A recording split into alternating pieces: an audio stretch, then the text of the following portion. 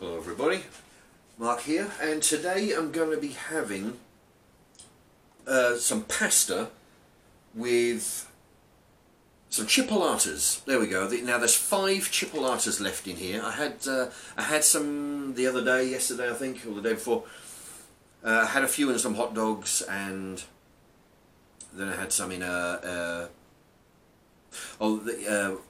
yesterday's dinner with the rice and the pork chops and all that stuff. Anyway, so there's 5 left. Let me see.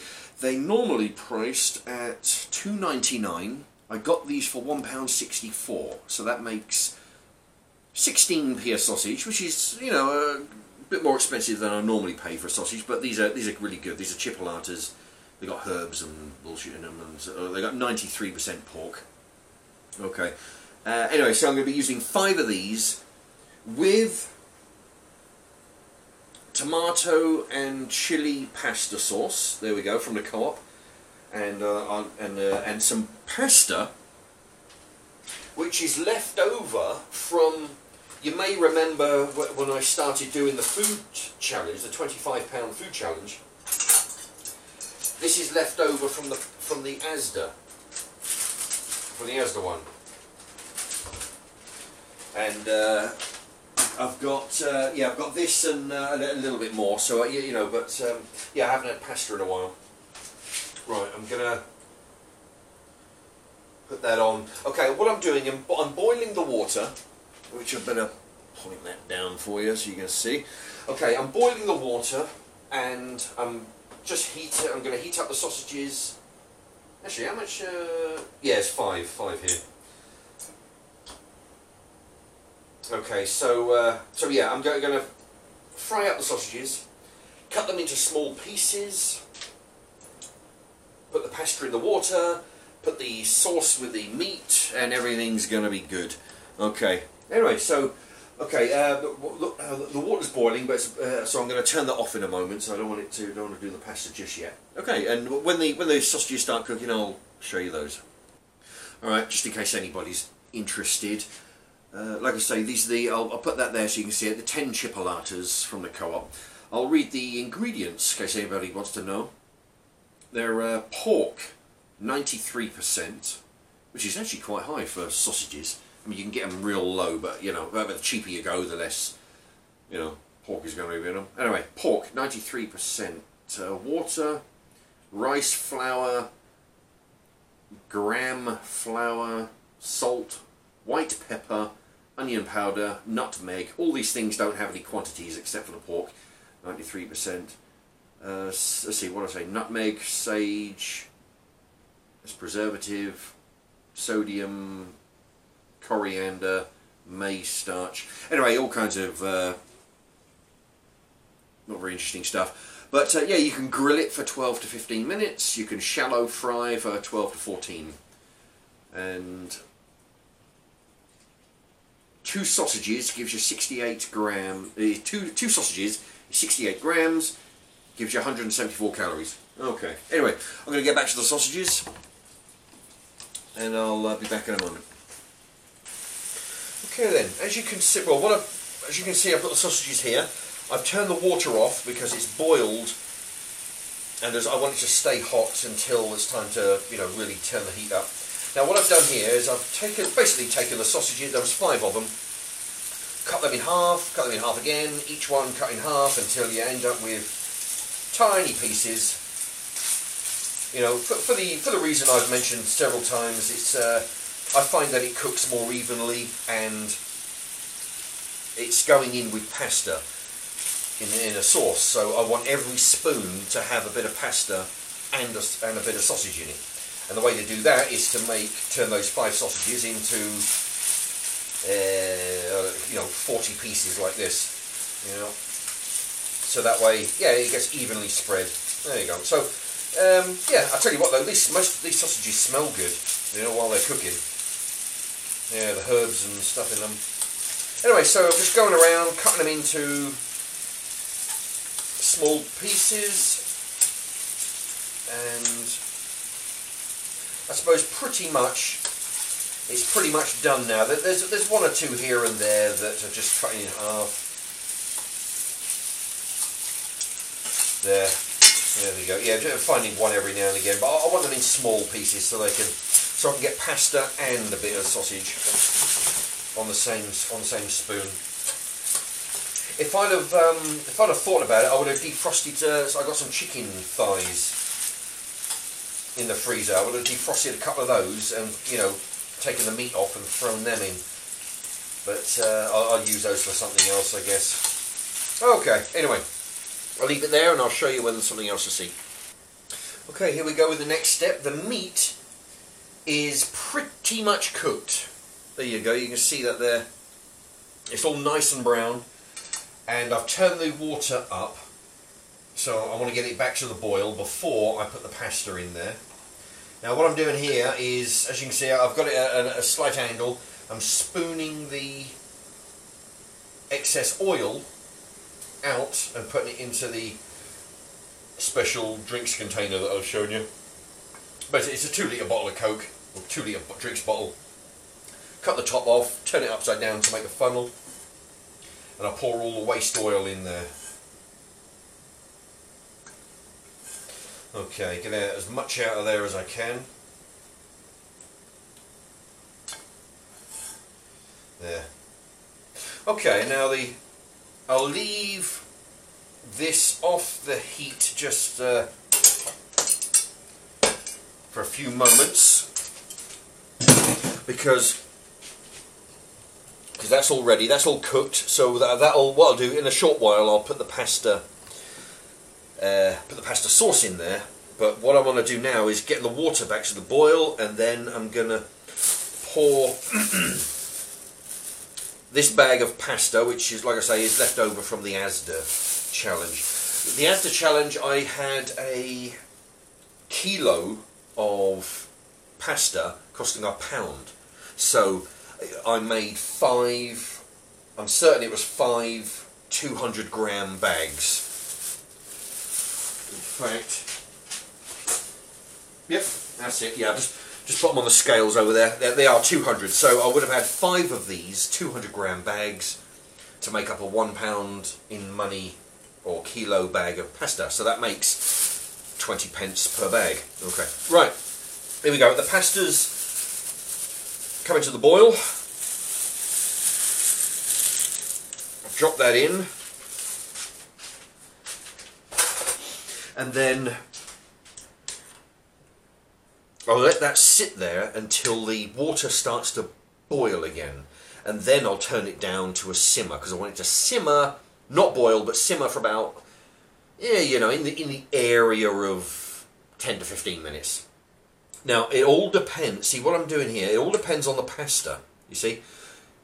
You can see that? It's those curly corkscrew shaped ones.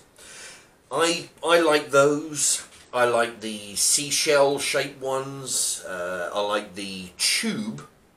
Sort of this sort of size, but a hollow tube.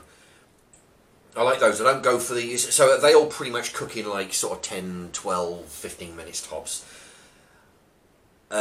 You could also get the long shoelace stringy pasta. I never really go for those. But what I'm getting at is each type of pasta sort of like, you know, it can take a different amount of time to cook because of its shape, the hotness of the water, you know, all kinds of variables. Anyway, okay, we'll leave it there, and I'll bring you back when I'm putting the pasta sauce in. Okay, the pasta is boiling, so I'm going to turn that down from 12 down. I'll turn it down to 9 just to see how that goes. And this is on 7 out of 12, so we'll see how that goes as well. Now, here we go. I'm going to go. I nearly spilt it then. I'm going to go with the Co-op tomato and chili. Smells very tomatoey. Anyway, I'm going to pour all that in. It looks very dark and thick.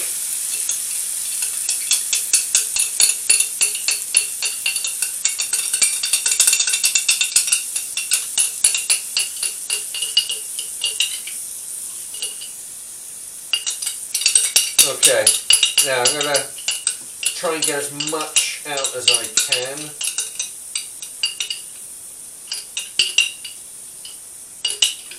And There you go. That's about the lot. Now what I'm going to do is I'm going to put some water in here.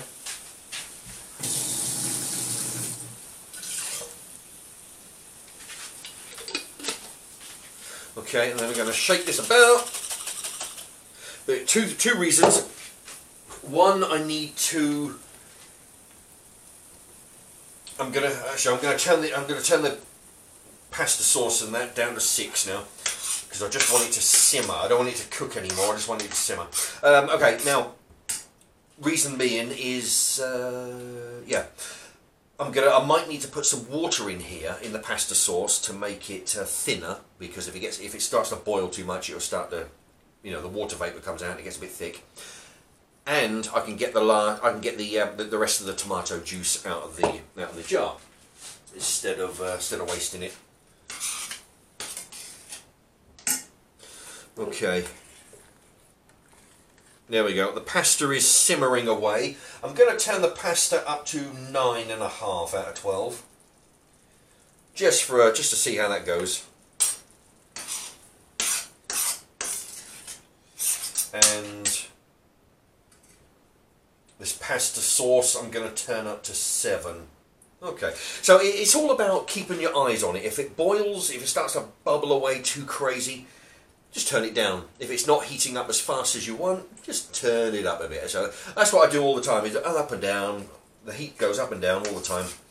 You can change the heat half a dozen times during the cooking process. It doesn't matter. You just got to watch the reaction of the food as it's cooking.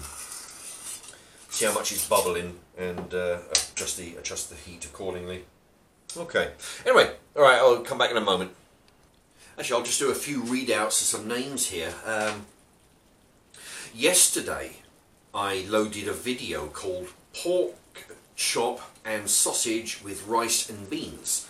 It was a very tasty dish, very nice. It had 4 pork chops in it, mainly because I had to use them up because of the date. But anyway. I loaded that last night and I had 2 people reply with some comments. Gray Rothwell said, if the beans are too runny, just add puree, that'll be tomato puree or ketchup, to the beans. Yeah, if the beans are too runny. See, what the problem is with the shop own brand beans is they can be very thin. I don't know what they do. They put more water in it or more juice in it or something. So what happens is you cook it like crazy, and there's still a lot of liquid in there, which is fine, but sometimes you might not want that. And so Gray Rothwell says, yeah, if the beans are too runny, just add some puree or ketchup, and that'll thicken it up a bit. It'll probably improve the flavour as well, and it'll change the colour, I would imagine. So there's something to consider. But thank you, Gray Rothwell. And Neil Fitzpatrick. Let's see, what did he say? Neil Fitzpatrick said, cook the chops. Oh yeah. He said, yeah, if you come to the end of your end of the life, or close to the end of the life of the meat product, in this case pork chop, you could do it with other stuff, sausages, bacon, chicken.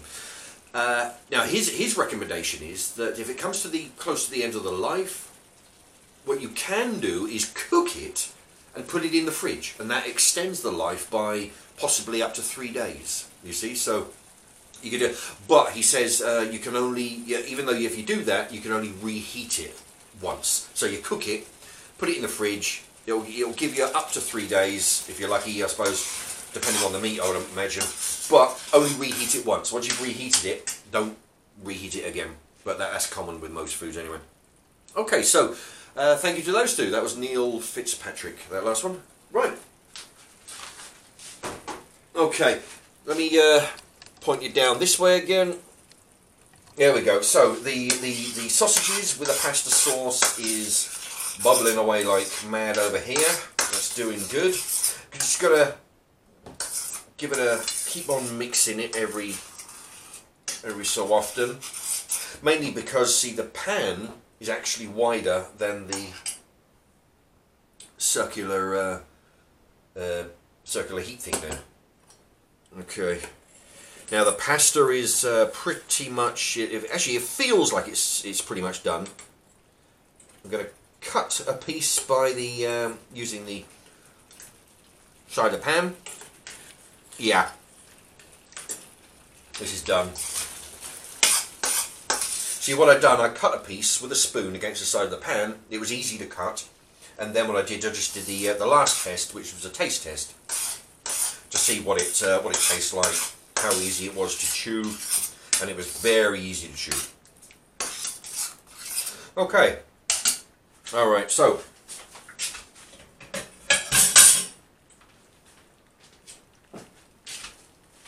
I've got my plate over there. Actually, I'm not sure how. Actually, I'll put this over here. Okay, colander. Now, what I'm going to do is take the. I'll turn the pasta off. I'm going to take the pan here.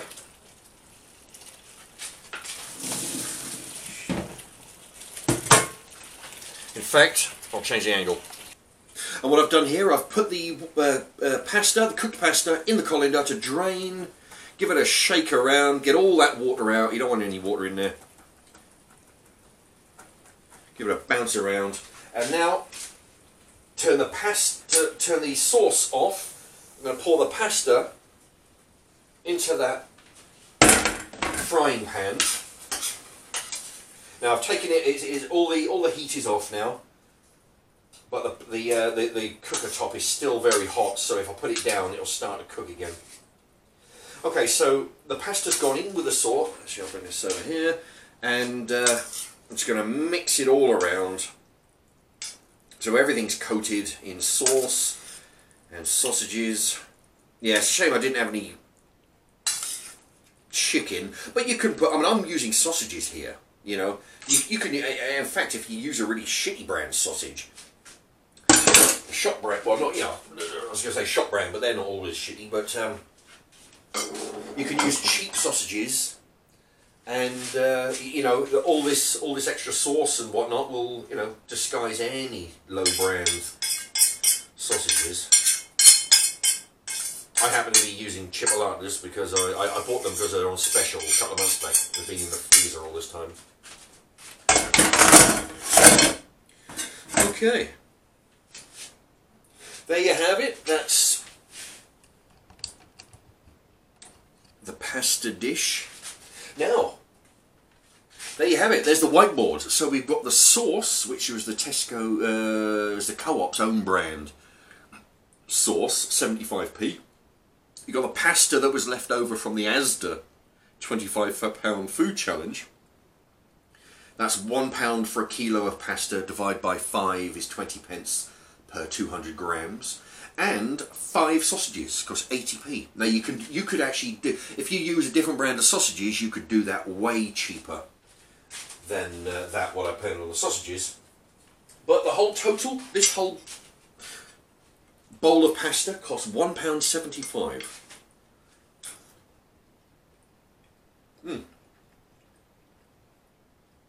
The sausage, oh, yeah, it's good. Good. Actually, it is. Oh, yeah. There's a, what's that jar?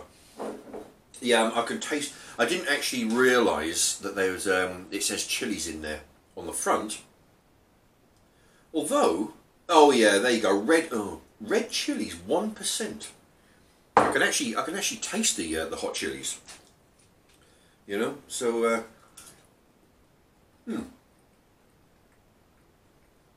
quite nice.